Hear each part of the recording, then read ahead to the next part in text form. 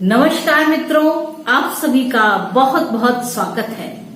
वार्षिक राशिफल की श्रृंखला में आज हम चलते हैं वृषभ राशि पर। वृषभ राशि यानी कि 2 नंबर की राशि और यह स्थिरता से संबंध रखती है, यानी कि यह फिक्स साइन है, यह स्थिरता है, थोड़ा सा जिद्दी होती है, परिश्रमी होती है।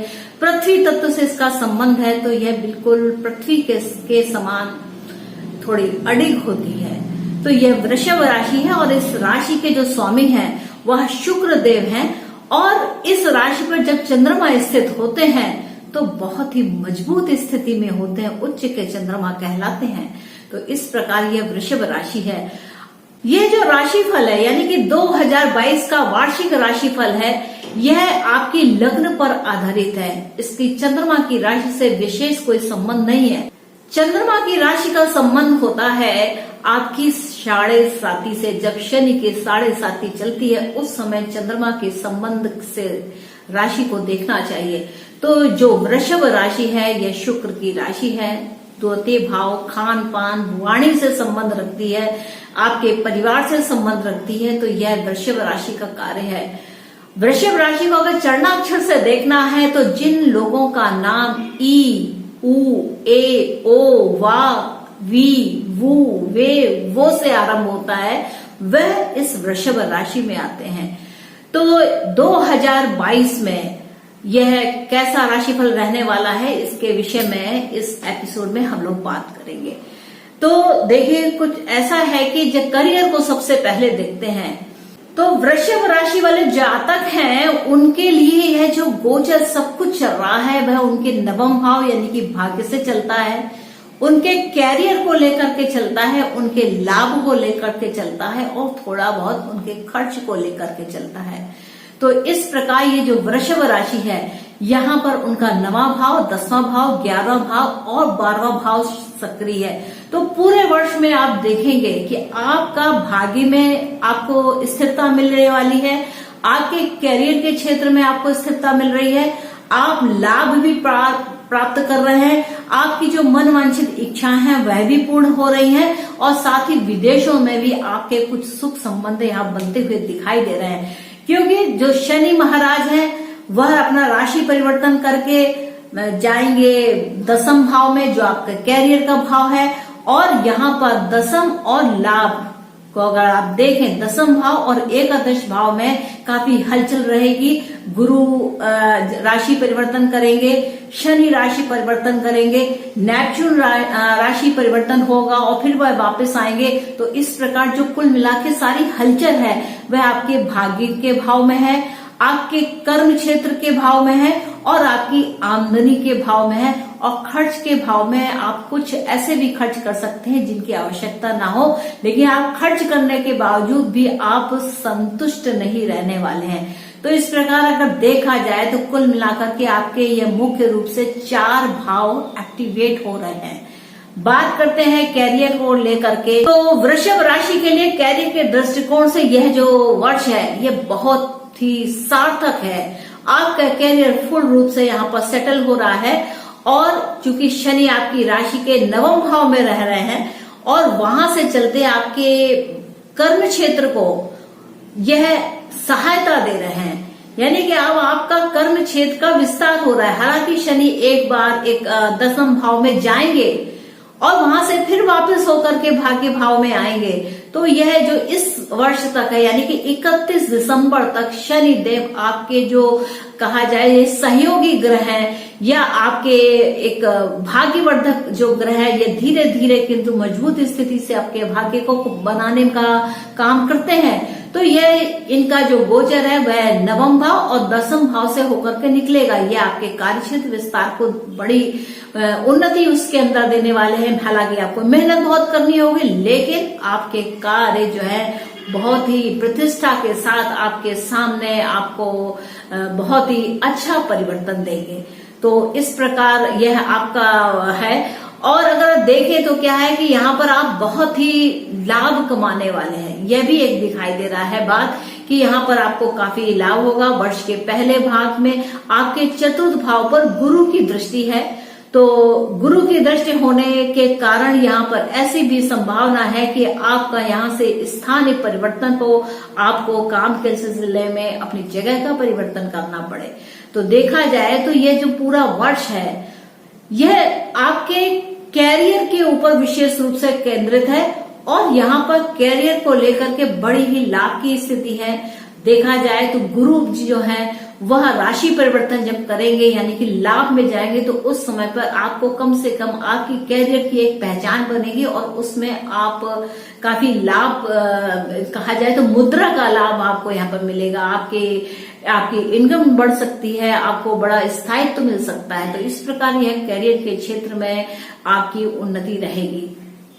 परिवार की बात की जाए तो परिवार को पारिवारिक दृष्टिकोण से यह जो वर्ष है यह काफी प्रतिकूल रहने वाला है। शुरुआत के समय में जो पारिवारिक जीवन है उसमें कुछ तनाव रहने की संभावना है और यह जो तनाव है जब तक राशि परिवर्तन नहीं होता तब तक है। इसके बाद अप्रैल महीने में जब गुरुदेव महाराज कुंभ राशि से निकल करके मीन राशि में चले जाएंगे तो वहां से पंचम भाव में अपनी दृष्टि डालेंगे तो आपकी जो यह रुचि है यानी कि आप संतान के संबंध में भी अगर आप कुछ विचार करते हैं तो यह वर्ष आपके लिए यह शुभ समाचार देने वाला होगा। और अगर आपकी संतान ऑलरेडी है तो इस समय पर आपके जो बालक बालिकाएं हैं वह बहुत ही उन्नति करेंगे। यहाँ पर एक चीज स्पष्टता से दिखाई देती है कि मीन राशि में जब गुरुदेव आते हैं तो यहाँ यह चूंकि संतान के भी कारक है, इनकी जो दृष्टि है वह पंचम भाव में पड़ती है तो यहाँ पर संतान के संबंध में बहुत ही शुभ समाचार यहाँ पर होता हुआ दिखाई देता है। कुल मिला के कह सकते हैं कि यह जो गोचर है यह आपकी संतान के संबंध में आपकी इच्छाओं को पूर्ण करने के लिए आपकी एजुकेशन को लेकर के यह बहुत ही महत्वपूर्ण है और यह काफी सार्थक सिद्ध होगा। आर्थिक स्थिति की अगर बात करें, आर्थिक दृष्टिकोण से यह जो वर्ष है यह काफी उत्तम है। यहाँ पर अगर आप कुछ निवेश करते हैं तो आपके जो निवेश है वह काफी फलीभूत होंगे। वैसे देखा जाए तो कोई नया कार्य करने से पहले आपको विचार करना होगा, विशेष करके जो आप बिजनेसेस कोई करते हैं, क्योंकि जो केतु देव हैं वह आपके 7वें भाव में है। तो यहाँ पर क्या है कि आप सामने वाले के साथ में जब आप कोई बातचीत करते हैं या कोई डील करते हैं तो उस समय पे यह आपको ध्यान देना आवश्यक होगा कि वह डील जो है वह काफी ही सार्थक हो, क्योंकि जो केतु हैं ये शायद कुछ अनप्लीजेंट फीलिंग को दे सकते हैं। लेकिन यहाँ पर एक बात तो बहुत अच्छी है कि आपके आय के साधन यहाँ पर बनते हुए दिखाई दे रहे हैं और आपका जो धन है वह काफी कुछ धार्मिक कार्यों में खर्च होगा और जिससे आप अपने आप को काफी उन्नति महसूस करेंगे और आपकी चर्चा भी देश विदेशों में होगी। तो यह एक बहुत ही कहा जाए तो एक अच्छी स्थिति है कि आपका रोजगार सेटल हो रहा है, आपकी इनकम आएगी इस बीच में काफी अच्छी और आप धार्मिक कार्यों पर भी खुल करके खर्च करेंगे। बात की जाए परीक्षा प्रतियोगिताओं की तो जो विद्यार्थी हैं उनके लिए इस वर्ष में काफी मौके आएंगे, लेकिन उन्हें अपने लक्ष्य से भटकना नहीं चाहिए, क्योंकि अगर आप भटकेंगे तो हो सकता है कि जो आप लक्ष्य पाना चाहते हैं वह आप ना पा सकें। और यहाँ पर आपको अपने शिक्षा को लेकर के काफी ध्यान देने की आवश्यकता है। मार्च के बाद का जो समय है वह काफी अच्छा है। अगर आप किसी विदेशी संस्थान से जुड़ना चाहते हैं, वहां शिक्षा प्राप्त करना चाहते हैं तो वहां पर आपका दाखिला हो सकता है, आपको वहां पर एडमिशन हो सकता है।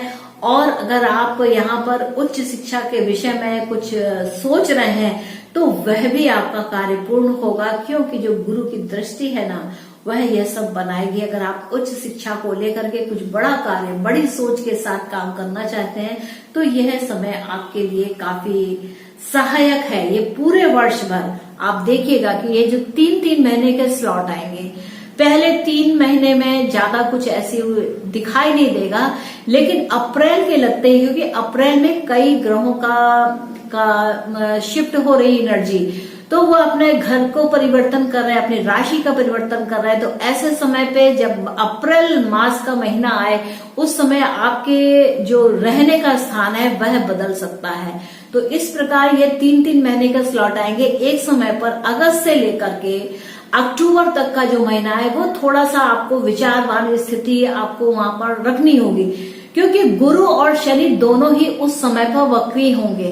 तो उस समय पर आप अपने गुरु का जो उन्होंने बताया है उसको ध्यान में रख करके ही काम करें। हालांकि गुरु वक्री है और शनि भी वक्री है, तो यह थोड़ी विषम परिस्थितियों को बना सकता है। तो इस बात का ध्यान रखते हुए कार्य करें। नवंबर के मास से गुरु और शनि जो हैं उनकी वक्रियता खत्म हो जाएगी और दोनों ही मार्गी होकर के अपना काम करेंगे।